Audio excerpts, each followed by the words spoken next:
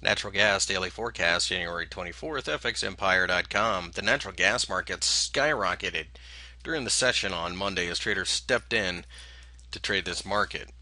The biggest news coming out of the session would have been Chesapeake Energy. And for those of you outside the United States, Chesapeake Energy is one of the largest, if not the largest, driller of natural gas in the United States, said that they were suspending operations because the market was simply too cheap. They could not turn a profit drilling for dry natural gas. Because of this, 9% of the gas drilled in the United States will be taken offline. This could be the start of something bigger, but it will take more companies doing the same at this point. While the move, of course, was massive and it was on good, strong volume, it's still far below a lot of different lines, trend lines, and such that we can draw on this chart. As you can see, it's even below the support line, for that matter.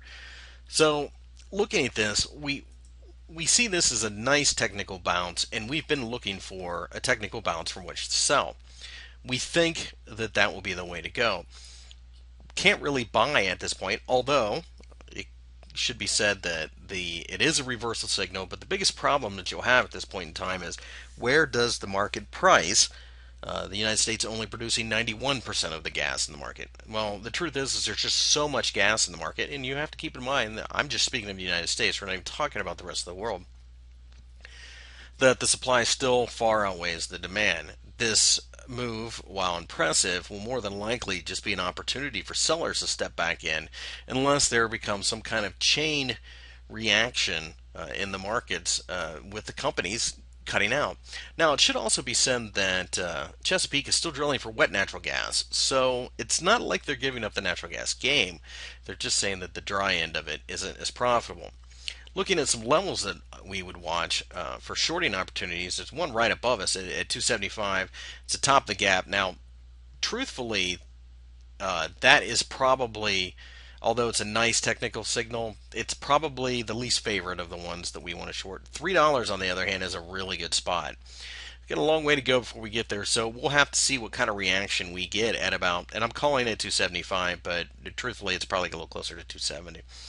But looking at the chart, you can see that it's a very technical market. There's 350, and of course there's 4. So we're looking at one of these big figures to be a selling opportunity.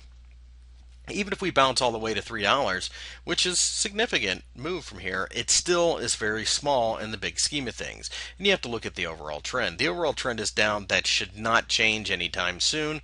We will keep an eye on this trend line. So if we do get above, say, 3.25, at that point we have to kind of question some things. But that is a long way from here. So we'll have to see. Hopefully we'll get some type of weak candle in this area, or even this area down here, from which to short again.